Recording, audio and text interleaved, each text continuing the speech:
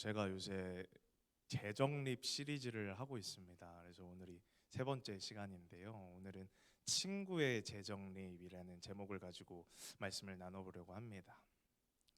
여러분들은 친구가 무엇이라고 평소에 생각을 하시나요? 이승민 전사님 뭐라고 생각하시나요? 저는 마음을 터놓는 것이 친구라고 생각을 합니다. 네, 제가 대중에게 물어보면 대답들 안 하셔서 제가 미리 심어놨습니다. 그래서 저렇게 친구 이렇게 대답할 것이다 모의 연습까지 해보고 이렇게 세워놨는데요. 네, 우리가 보통 친구 얘기하면서 친한 친구에 대해서 말하면 꼭 하는 말이 있죠.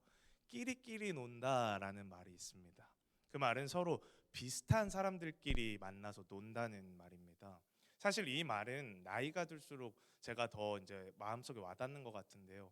제가 또 시작할 때 나이가 들어서 이런 말 하는 것도 되게 부끄럽지만 나이가 들면서 제가 더 와닿는 마음이 드는데요. 어릴 적에 친구를 만드는 과정에 있어서 나와 비슷하고 잘 맞는다는 기준 그 이전에 나와 같은 공간에서 얼마나 오랜 시간을 보내는 사람인가가 어릴 때는 더 중요한 기준이었던 것 같습니다. 즉 아직 어린 학생 때는 대부분 나와 같은 학교를 다니면서 같이 오랜 시간을 보낸 그 사람과 절친한 친구가 되었다는 것이죠. 그런데 나이가 들면서 느끼게 된 것은 친구를 만드는 기준이 더 이상 나와 같은 공간에서 오랜 시간을 보내는 것이 이유가 아닐 수 있겠구나라는 생각이 들었습니다. 만약 어른이 되어서도 그것이 가장 큰 기준점이 되었다면 대부분의 사람들이 회사 사람들과 가장 좋은 친구가 되었겠죠. 그러나 대부분의 사람들은 회사 사람들과는 공적인 관계로만 머물지 그 관계를 넘어 친구의 관계까지는 가지를 않습니다. 즉 어른이 되어 어떤 사람과 좋은 친구가 된다는 것은 그 사람과 지내는 물리적인 시간의 길이보다 그 사람과 내가 얼마나 잘 맞는지가 더 중요하다라는 것이죠. 제가 왜 설교 서두에 이렇게 장황하게 친구론에 대해서 말씀을 드렸냐면 오늘 소개할 인물들이 성경에서 친구하면 떠오르는 두 사람이기 때문입니다. 누굴까요? 네, 다윗과 요나단도 제가 심어놨어야 되는데 네, 잘 아시다시피 다윗과 요나단입니다. 성경 속에서 다윗과 요나단의 에피소드는 제가 방금 말씀드린 것 같이 별로 길게 나오지를 않아요. 다윗이 골리앗을 물리친 다음 내용인 18장부터 그들의 만남이 시작되고 이 20장 끝에서 다윗과 요나단이 서로를 축복하고 이별하는 장면까지 딱 3장에서만 다윗과 요나단의 우정에 대해서 다루고 있습니다.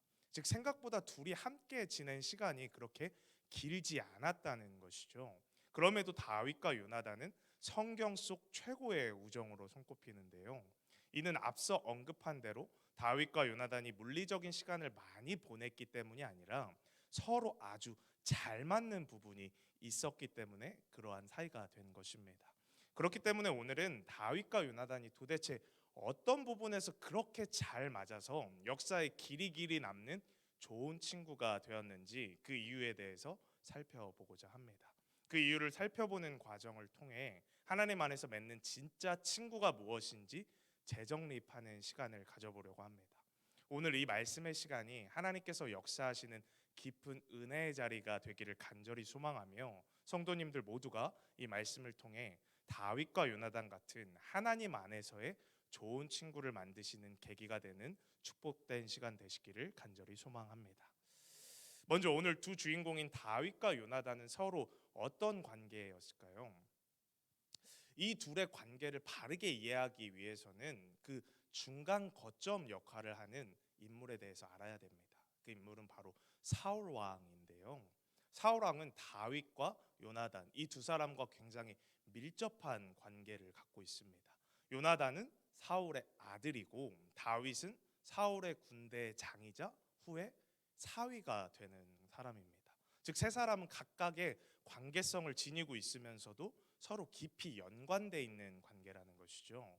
그런데 여기서 한 가지 문제가 발생을 합니다. 뭐냐면 바로 사울이 다윗을 미워하게 되는 것입니다. 그 미움의 계기는 이렇습니다. 사무엘상 18장 6에서 7절 제가 읽어드리겠습니다. 무리가 돌아올 때 곧 다윗이 블레셋 사람을 죽이고 돌아올 때에 여인들이 이스라엘 모든 성읍에서 나와서 노래하며 춤추며 소고와 경세를 가지고 왕 사울을 환영하는데 여인들이 뛰놀며 노래하여 이르되 사울이 죽인 자는 천천히요 다윗은 만만히로다 한지라. 이 구절은 되게 재미있는 모순을 가지고 있습니다.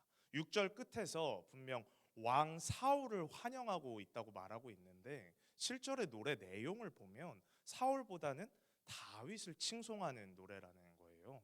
그 당시 여인들이 부르는 노래는 전쟁에서 승리한 왕과 그의 군대에게 부르는 것으로 옛 풍속에 따른 것인데 그러한 노래 속에는 민심이 담겨 있었습니다.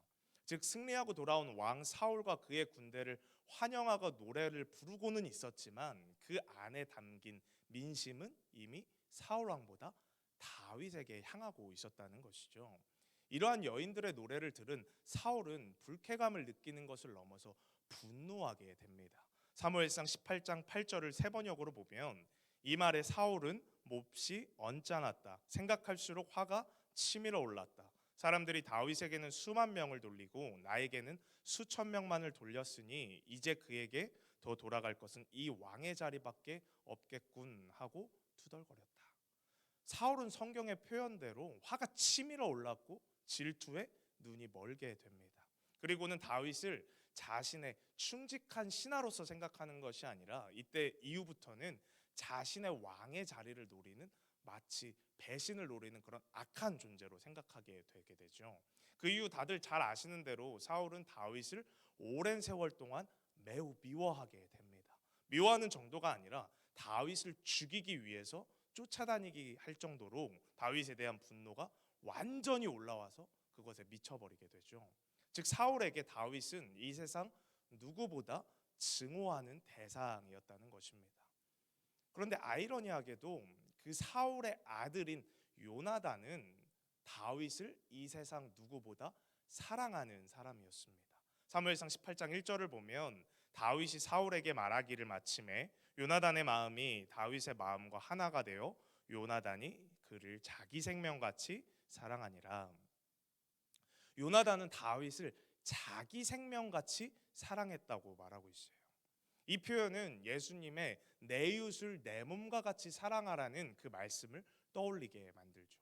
즉 요나단은 자신의 이웃이자 친구인 다윗을 자기 몸과 같이 자기 생명과 같이 사랑했다는 것입니다. 그런데 곰곰이 생각을 해보면 이 관계가 굉장히 이상하다는 생각이 듭니다. 왜냐하면 아무리 생각을 해봐도 정황상 요나단은 다윗을 결코 사랑할 수 없는 관계로 보이기 때문이죠.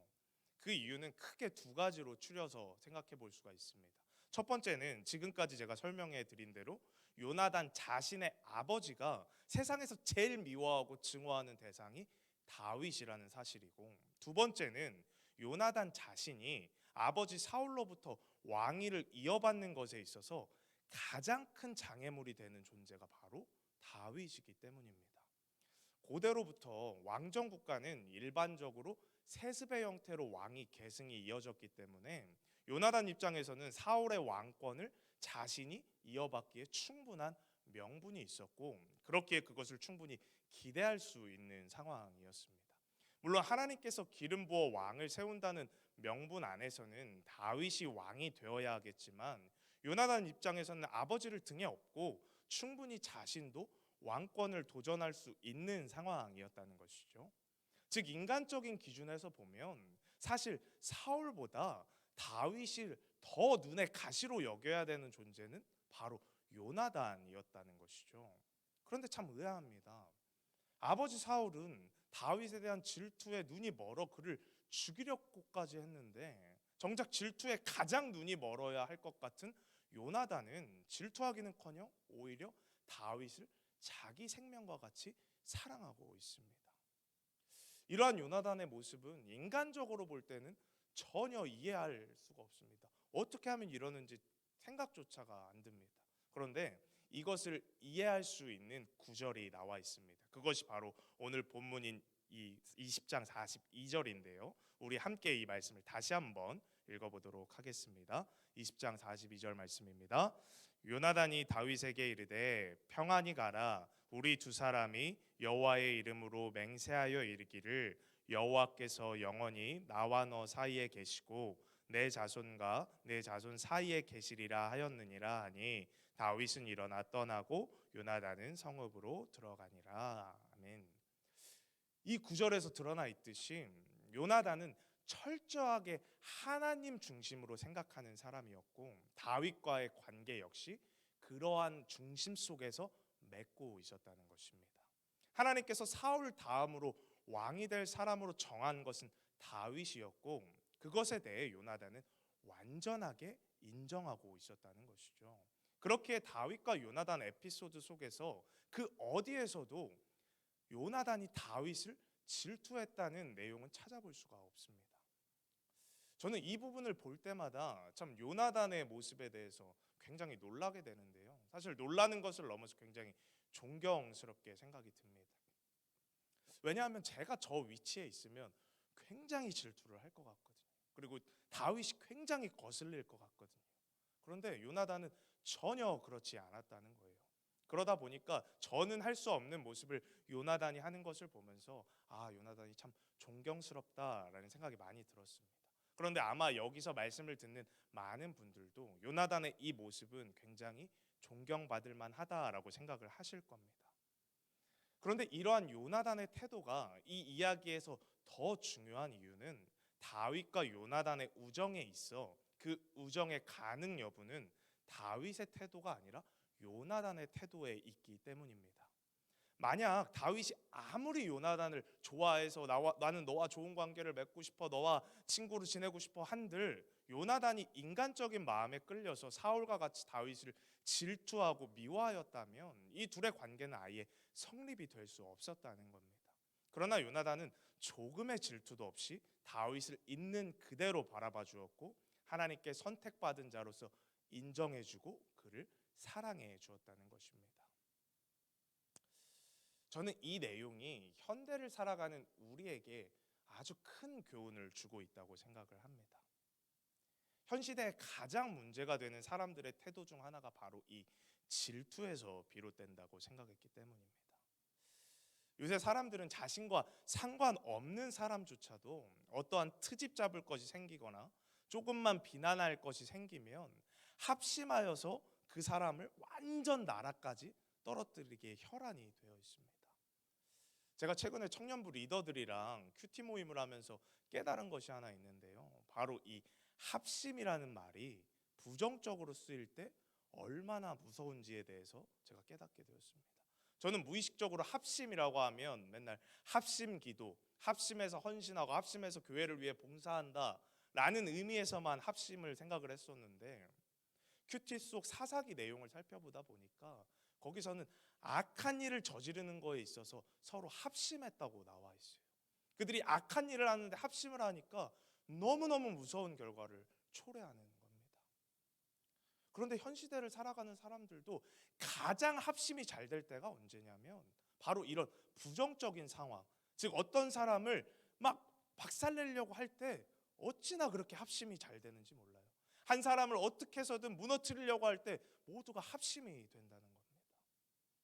이러한 부정적 상황이 생길 때는 대부분 그 사람에 대해서 질투하는 마음, 거기서부터 모든 일이 파생되는 경우가 많습니다. 가장 대표적인 케이스가 연예인들이나 스포츠 스타와 같은 사람들을 향한 많은 사람들의 도를 넘은 악플 같은 것이 되겠죠. 어떤 연예인이 조금의 말실수를 했다고 했을 때 요새는 정말 합심하여서 그 사람을 밑바닥까지 몰고 갑니다. 이렇게 나와 직접적인 안면이나 관계가 없는 사이임에도 나보다 인생이 잘 사는 것 같고 나보다 잘 나가는 것 같으면 그 사람에 대해서 막 분노가 생깁니다. 나와 아무런 관련이 없는데도 저 사람이 괜히 돈을 잘 벌고 뭔가 쉽게 사는 것 같고 편하게 사는 것 같고 친구가 많은 것 같고 뭔가 금수저인 것 같고 하면 분노가 생긴다는 거예요. 그 분노가 왜 생깁니까? 질투에서부터 생긴다는 겁니다. 마치 그 사람의 행복이 나를 불행하게 만드는 것 같고 그 사람을 무너뜨려서 그 사람이 불행해지면 내가 행복해질 것 같다는 생각에 매여서 살게 된다는 것이죠.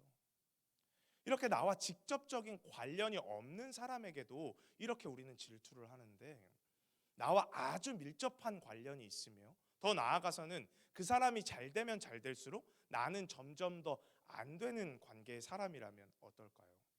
말할 것도 없이 당연히 그 사람을 질투할 것이고 그 사람에 대해 분노할 것입니다. 그것은 아주 필연적이라는 것이죠.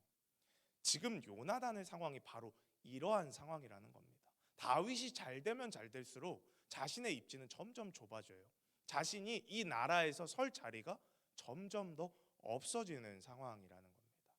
그럼에도 요나단은 다윗을 사랑했다는 겁니다. 그가 그렇게 할 수 있었던 이유는 앞서 언급한 대로 요나단은 늘 하나님 기준에서 생각하는 사람이었기 때문입니다. 우리는 이 부분을 오늘 깊게 묵상할 필요가 있습니다. 계속해서 예를 들었듯이 인간의 가장 큰 본성 중 하나인 질투, 이것은 우리가 다스리기에 너무 어려운 문제입니다. 오죽하면 옛날 속담에 사촌이 땅을 사면 배가 아프다라는 속담이 있지 않습니까? 내가 그렇게 가까운 가족인 사촌이 땅을 사도 배가 아픈 게 인간의 본성이라는 것입니다. 우리가 결코 쉽게 이겨나갈 수 있는 그런 감정이 아니라는 거예요. 그럼에도 우리가 이 질투라는 감정에 매몰되지 않고 그것을 이겨낼 수 있는 유일한 길이 있는데, 그것이 바로 하나님 관점에서 바라보는 것입니다. 그러면 하나님 관점에서 바라본다는 것이 어떤 걸까요? 하나님 관점에서 바라본다는 것은 말 그대로 한 발 떨어져서 3인칭으로 바라볼 수 있는 눈이 생기는 것을 뜻하는 것입니다. 즉 내가 나의 관점으로만 바라볼 때는 내가 질투할 그 대상, 그 상대만이 보입니다.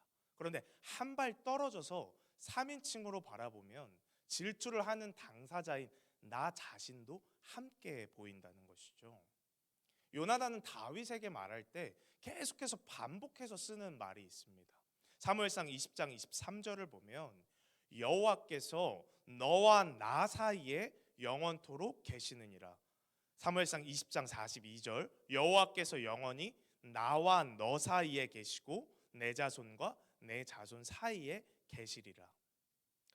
요나단은 결코 자신의 질투의 대상이 될 수도 있는 다윗만을 바라보며 그 다윗에게 매몰되어 자신의 감정을 질투로 이끌고 있지 않다는 겁니다.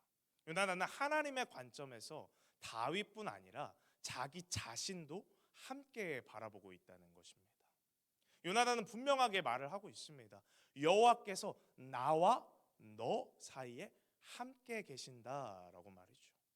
이 말 어디에서도 요나단이 패배의식에 젖어 있는 모습은 전혀 나타나지 않습니다.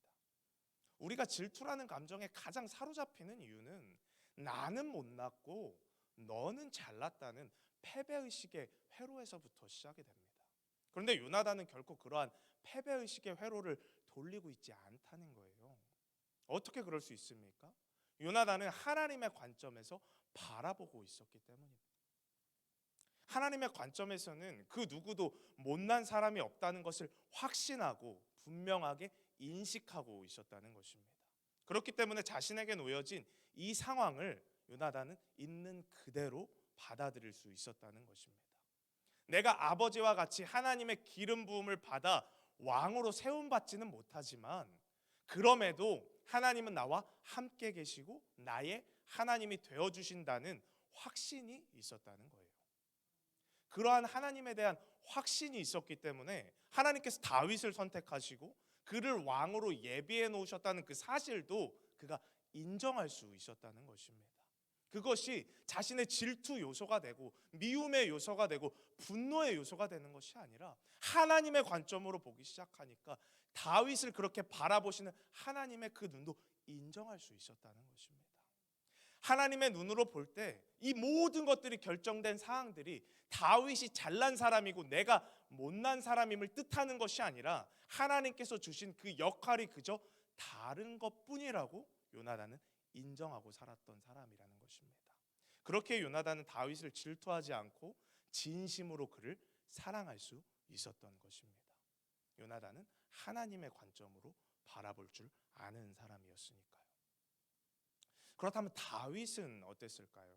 사실 두말하면 입 아플 정도로 다윗은 하나님의 관점으로 늘 살았던 사람입니다. 하나님께서 다윗을 두고 하신 이 표현이 그 모든 것을 설명하지 않습니까? 사도행전 13장 22절을 보면 내가 이새의 아들 다윗을 만나니 내 마음에 맞는 사람이라 내 뜻을 다 이루리라 하시더니, 개역개정에서는 내 마음에 맞는 사람이라고 표현을 하는데요, 우리가 잘 아는 우리에게 익숙한 개역 한글에서는 내 마음에 합한 사람, 또 세번역에서는 내 마음에 드는 사람이라고 표현하고 있습니다.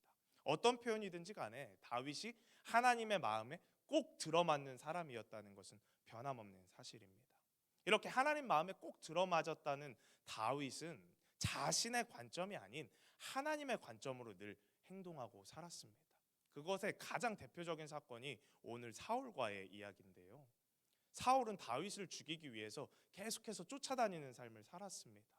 그러한 상황 속에서 다윗은 사울을 죽일 수 있는 기회가 2번이나 있었죠. 그러나 다윗은 그때마다 사울의 옷자락 끝만 베고 혹은 창과 물병만을 가지고 나왔습니다. 사울에게 전혀 해를 끼치지 않았죠. 그런데 다윗이 사울을 죽이지 않고 그렇게 했던 이유에 대해서 2번이나 그가 언급하는 이유가 있습니다.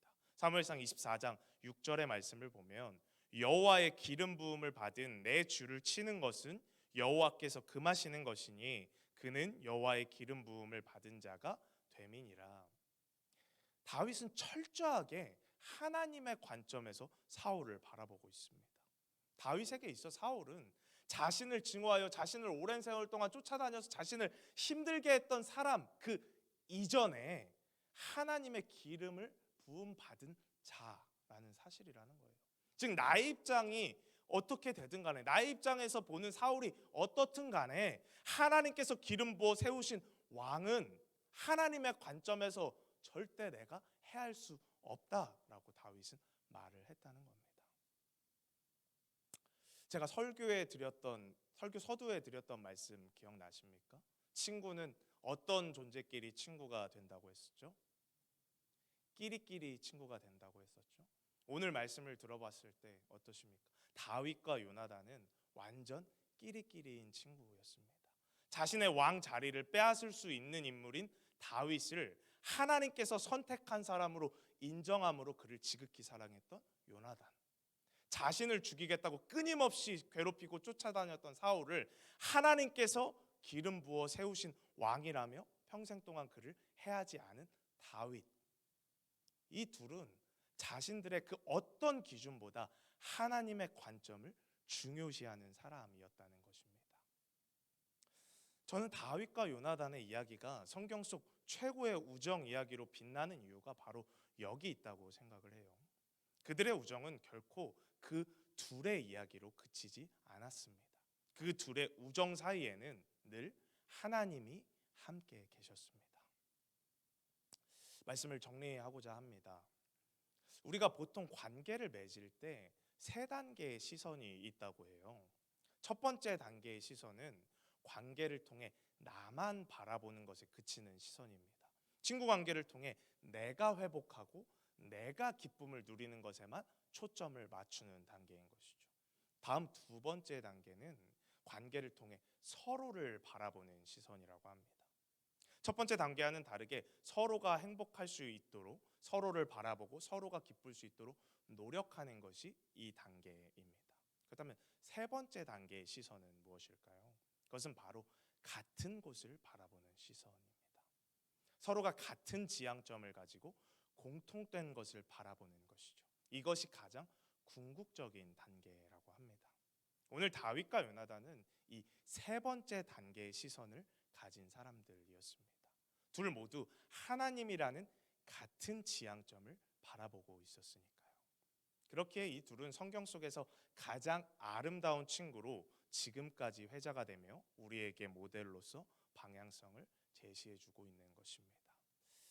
저는 오늘 말씀을 들은 성도님들이 이러한 다윗과 요나단 같은 3번째 단계의 시선을 가진 친구 관계가 되었으면 좋겠습니다.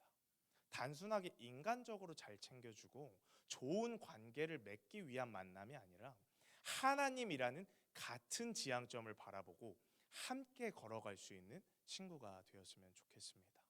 기대라는 찬양에 이러한 가사가 있죠. 주 안에 우린 하나, 모습은 달라도 예수님 한 분만 바라네.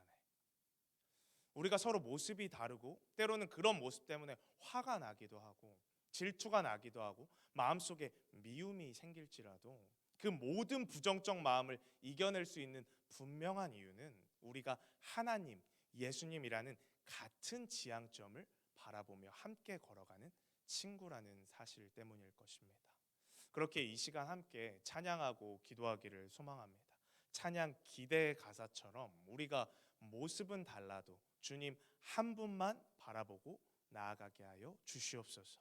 다윗과 요나단의 모습처럼 자신의 유익을 위한 관점이 아닌 하나님의 관점으로 살아감으로 진정으로 함께 세워져 가는 하나님 안에서의 친구가 되게 하여 주시옵소서.